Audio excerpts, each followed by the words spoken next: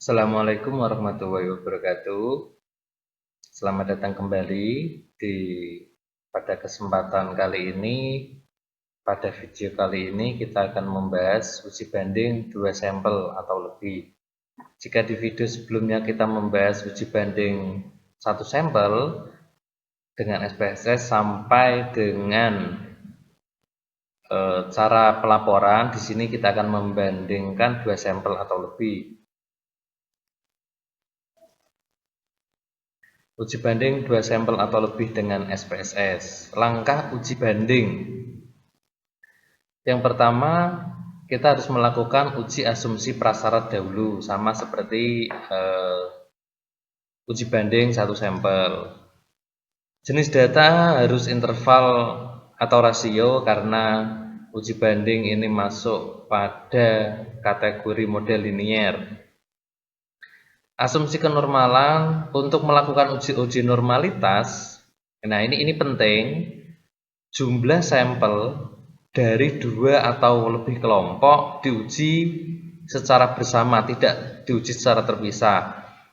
Jika di video sebelumnya saya menggunakan contoh kelas A, contoh kelas B, dan kelas C, itu kita melakukan tes asumsi normalitas satu persatu, kelas A sendiri, kelas B sendiri, kelas C sendiri. Untuk uji 2 sampel nanti di sini kita akan menggunakan 2 kelas, yaitu kelas A dan kelas B. Jadi yang kita uji normalitas kelas A dan kelas B, datanya digabungkan jadi satu, kita uji normalitasnya, tidak satu persatu. Misalkan jumlah kelas A ini 45 dan jumlah kelas B ini 42, jadi untuk uji kenormalan ini bareng 47. Jadi penulisannya bagaimana? Nanti ditumpuk dalam satu kolom. Nanti kita praktekkan.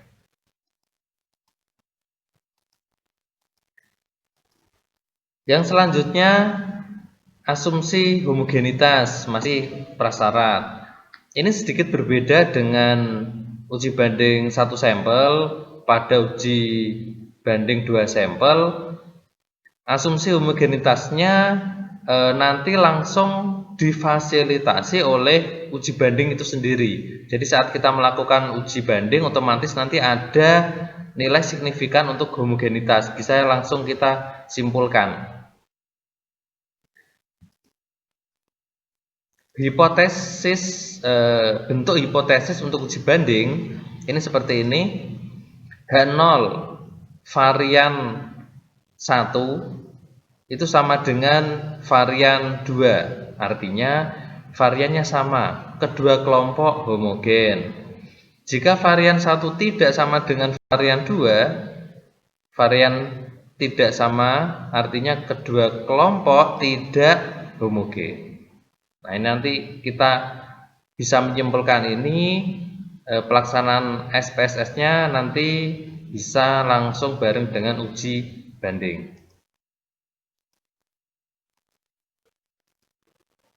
Langkah untuk uji banding. Yang pertama, bentuk hipotesis. Nanti dalam penulisan sistematika laporan nanti harus seperti ini.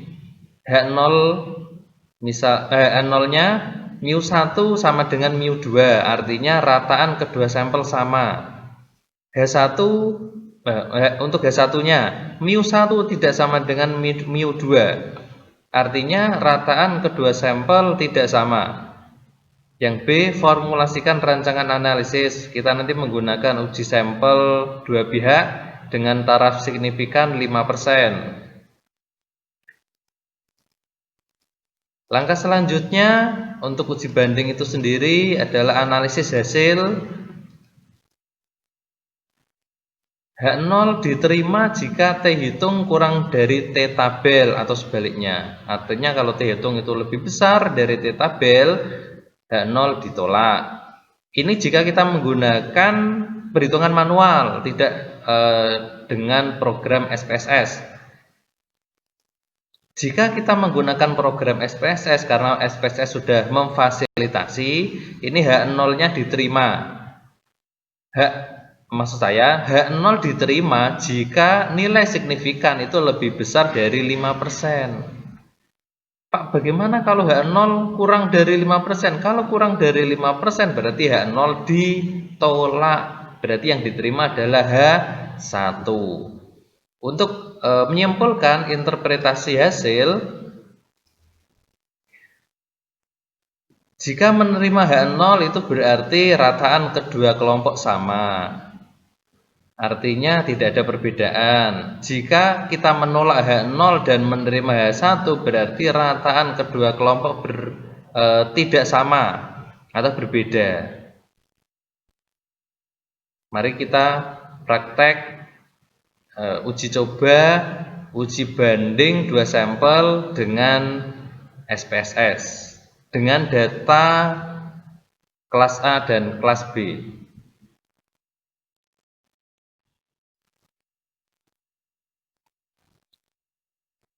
Selanjutnya kita akan melakukan uji banding 2 variabel. Di sini sudah saya input datanya kelas A, kelas B, kelas C. Sebelum kita lakukan uji banding, kita uji prasyarat dulu, pertama uji normalitas. Apakah datanya nanti datanya ini namun kita tulis di variabel yang di sini nanti. Kita copy paste yang untuk kelas A.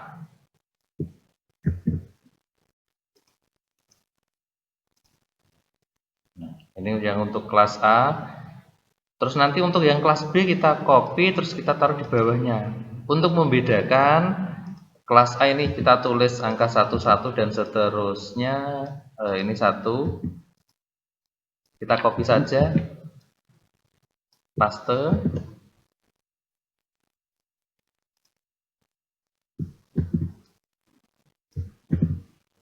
Ini untuk yang kelas A, yang untuk kelas B kita taruh di sini. Paste.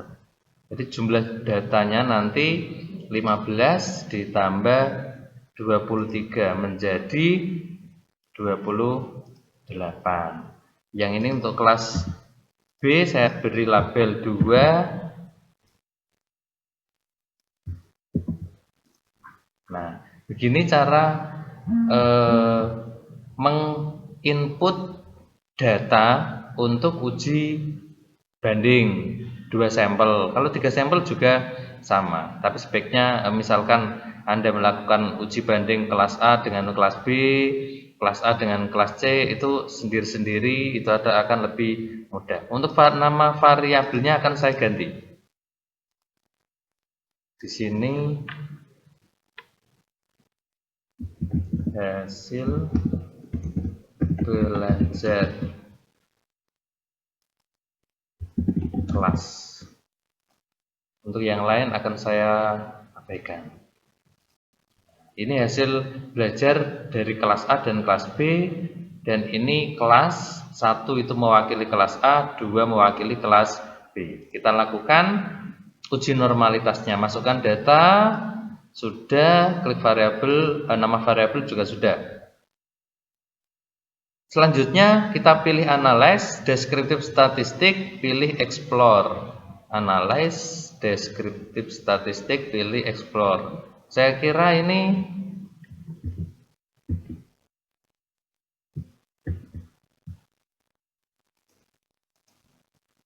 seperti ini.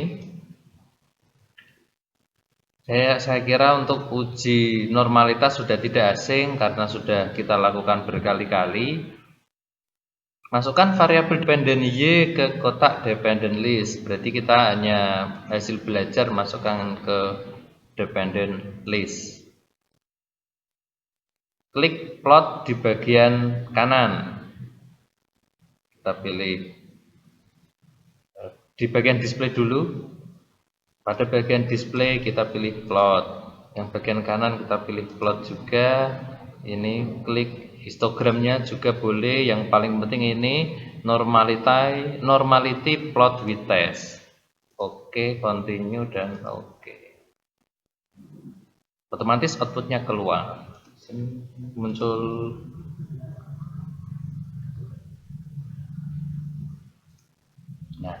Kalau outputnya sudah keluar seperti ini, nilai signifikannya sudah muncul, ini kira-kira kesimpulannya bagaimana?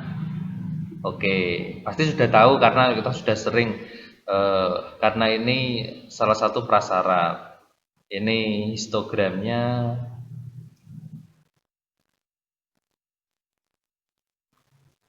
gigi plot. Baik, nanti kita tulis rapi di MS Word. Kita lanjutkan untuk praktek uji bandingnya. Karena tadi kita sudah bisa menyimpulkan di outputnya bahwa nilai signifikan 0,089 atau 8,9% lebih besar dari 5%, artinya dia cenderung normalitas. Datanya normal. Kita lanjutkan. Untuk langkah uji banding 2 sampel, masukkan data sudah. Langkah yang kita lakukan selanjutnya, pilih analyze, compare mean, dan pilih independent sample dites. Pilih cari analyze, compare mean, pilih independent sample dites. Kita klik. Nanti tampilannya seperti ini. Selanjutnya, masukkan variabel kelas pada kotak. Sebentar. Masukkan variabel y pada kotak tes variabel. Nah, ini variabel yang kita tes ini hasil belajar gabungan dari kelas A, kelas B. Masukkan ke di sini. Caranya akan seperti ini. Kalau seumpama pas saya sudah terlanjur salah, ya tinggal dikembalikan. Yang benar yang mana? Seperti itu. Untuk yang kelasnya tadi, 1 mewakili kelas A, 2 mewakili kelas B, masukkan ke grouping variabel. Lalu tekan define group. Grup 1 tadi mewakili 1 dan 2 gitu boleh. Kita continue atau kelas A, kelas B. Continue dan oke. Outputnya nanti ini seperti ini. Hasil belajar 1 berarti ini kelas A, kelas 2, ini outputnya, ini minnya, ini kelas A, kelas B. Dan ini independent sample testnya. Nanti ini kita gunakan untuk menyimpulkan apakah rataan kelas A, kelas B ada perbedaan. Nanti bagaimana menyimpulkan, bagaimana menulisnya, kita tulis yang rapi di Microsoft Office Word.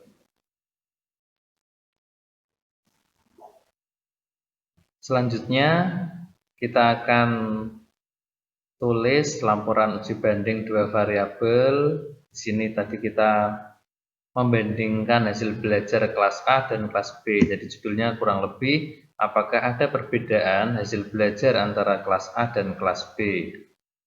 Harusnya nanti jika hasil dari output SPSS menunjukkan bahwa ada perbedaan, berarti bisa dilanjutkan pada uji selanjutnya, yaitu lebih bagus yang mana? Karena ada perbedaan. Jika tidak ada perbedaan, ya kita simpulkan berarti rataan sama. Ini data yang kita gunakan. Tadi kita hanya menggunakan kelas A dan kelas B. Uji hipotesis analisis uji banding. Kita langkah pertama adalah uji prasyarat. Ini output untuk normalitas data, ini histogramnya. Jika kita lihat sekilas ini kurva normalnya umumnya kan seperti ini. Ini kebanyakan data ada pada kurva normal. Jadi kalau kita melihat histogram, bisa kita menyimpulkan normal. Namun sebaiknya kita melihat tidak hanya histogram. Kita melihat Kiki plot. Ini juga yang lingkaran-lingkaran kecil ini adalah data nilai siswa tersebut. Ini cenderung dekat dengan garis normal. Jadi kalau melihat ini juga bisa kita simpulkan normal. Yang ini juga sama, pada box plotnya ada garisnya ada pada tengah. Di sini sudah saya tulis dengan rapi. Melihat output di atas, bentuk histogram mendekati kurva normal. Garis Kiki plot sebagai kedudukan titik berada dekat dengan garis normal. Dan diagram box plotnya berada pada posisi tengah. Hal ini menunjukkan secara visual bahwa variabel hasil belajar berdistribusi normal. Nah, ini diperkuat dengan uji Kolmogorov-Smirnov. Ini test of normality. Di sini Kolmogorov-Smirnov nilai signifikannya 0,089. Hipotesisnya H0 variabel berdistribusi normal, H1 berdistribusi tidak normal. Terlihat nilai signifikan 0,089 atau 8,9%. Ini lebih besar dari 5%. Jadi H0 diterima, artinya variabel hasil belajar berdistribusi normal. Jadi sudah memenuhi syarat. Untuk output uji banding 2 sampel, nanti outputnya ada 2 tabel, yaitu grup statistik. Yang kedua adalah independent sample test.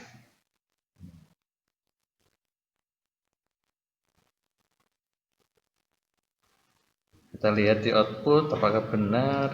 Nah, ini grup statistik dan independent sample test.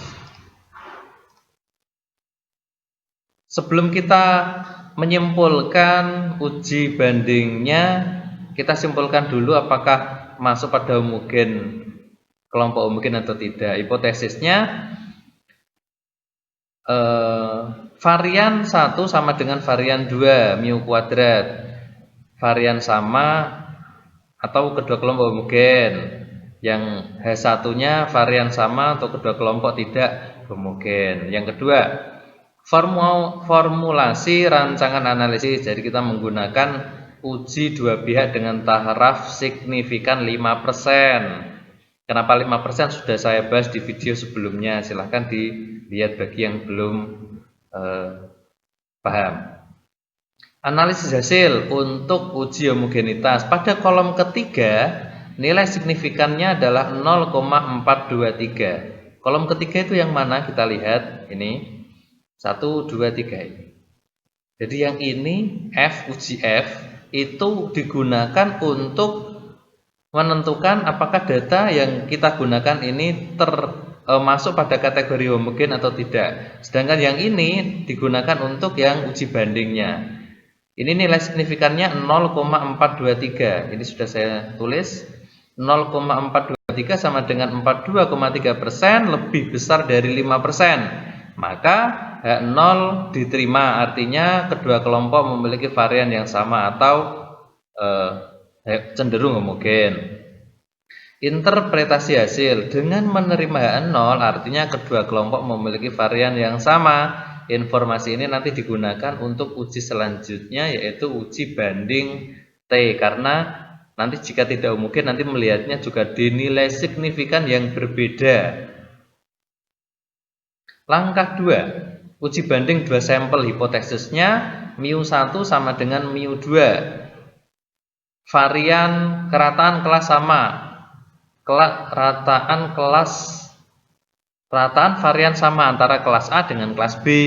Mu1 tidak sama dengan mu2 untuk H1-nya. Rataan varian tidak sama untuk kelas A dan kelas B. Formulasi rancangan analisis. Tentukan uji dua pihak dengan taraf signifikan. Jadi saya kira kalau kita umumnya kita menggunakan uji dua pihak kiri dan pihak kanan dengan taraf signifikan 5%. Karena pada uji homogenitas menunjukkan bahwa kedua kelompok homogen, maka kita lihat T dan nilai signifikannya pada baris equal varian asum. Ini yang mana? Coba kita lihat tabelnya ke atas, ini equal varian equal varian ini. Nah, jadi kita melihatnya nanti yang di sini pada baris yang ini. T berarti nilai signifikan yang dilihat di sini. Kalau tidak homogen, Pak, berarti yang dilihat yang di sini. Yang not azimuth ini. Nah, nilai signifikan di sini didapatkan 0,000 atau 0%. Kita kembali lagi. Ini. Analisis hasil. Pada output independent sample test terlihat nilai signifikan 0,00 sama dengan 0% dan kurang dari 5%, berarti H0 ditolak dan menerima H1. Jadi rataan hasil belajar siswa kelas A tidak sama dengan rataan hasil belajar kelas B, jadi berbeda karena nilai signifikannya kurang dari 5%. Interpretasi hasil. Dengan menolak H0 artinya kita menerima H1, hal ini menunjukkan bahwa rataan hasil belajar kelas A tidak sama dengan rataan hasil belajar kelas B. Maka perlu dilakukan uji lanjut. Kita lihat pada output grup statistik. Grup statistik yang mana? Kita coba lihat yang atas. Ini grup statistik yang dilihat apa? Nilai min-nya, rataannya. Kelas 1 atau kelas A ini 65,133, kelas 2 atau kelas B tadi adalah 82,6154. Nih. Pada output grup statistik menunjukkan rataan kelas 2 atau kelas B 82,6154 ini jauh lebih besar dari rataan kelas 1 atau kelas A yaitu 65,133. Hal ini menunjukkan bahwa hasil belajar kelas B lebih baik dari hasil kelas A. Ini cara menuliskan secara runtut hasil uji banding.